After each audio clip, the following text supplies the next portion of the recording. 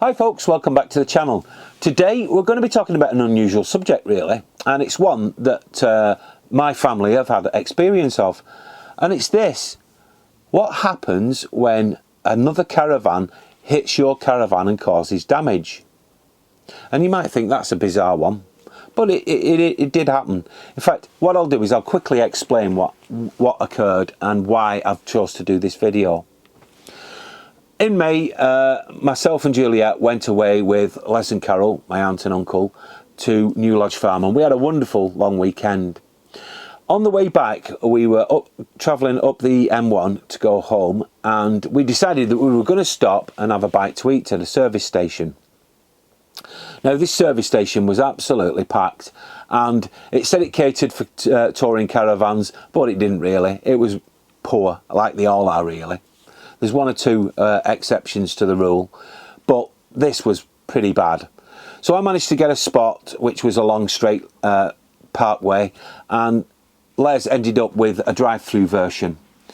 And everything was fine, and then I got back to the car and was sat eating a sandwich when another caravaner came past me and decided that he was going to turn right and park alongside Les's caravan. Which is not a problem until we realised he hadn't took the corner wide enough in order to get round Les's parked vehicles. And as such, the side of his caravan hit the corner of Les's caravan, causing a large crack and some chips to the actual GRP on the rear panel.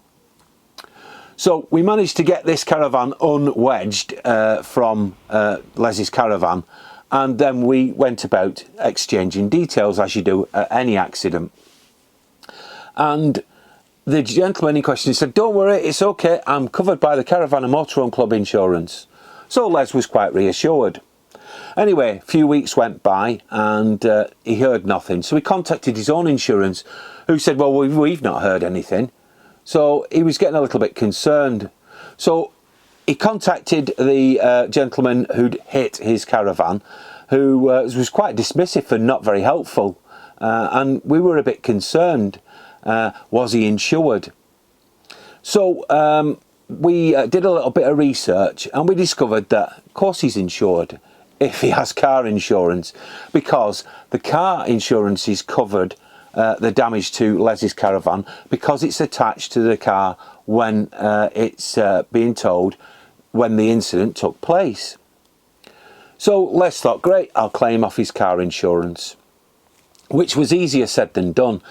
His insurance, bizarrely, weren't helpful at all, which I found strange. His caravan insurance didn't want to know, and I thought what they would want to do is actually assist their customer in order to get the repair repaired as quick as possible and get Les back out and on the road.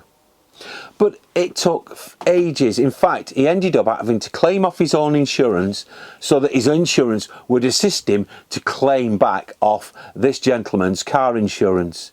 And believe it or not, that we're now in the end of August, and we're still waiting for this to be finalised for him, which is a real soul destroying.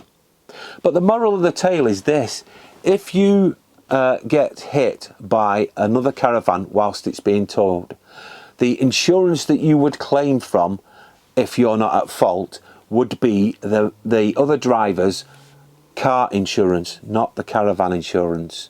So bear that one in mind, and make sure you exchange details fully: name, address, telephone number, and preferably, if they've got their insurance with them, their insurance details as well. Always take photographs and make sure that you've documented both sides, and that way it will assist with your claim. Well, thank you very much for watching. I do hope you'll join us again real soon, but in the meantime, bye for now.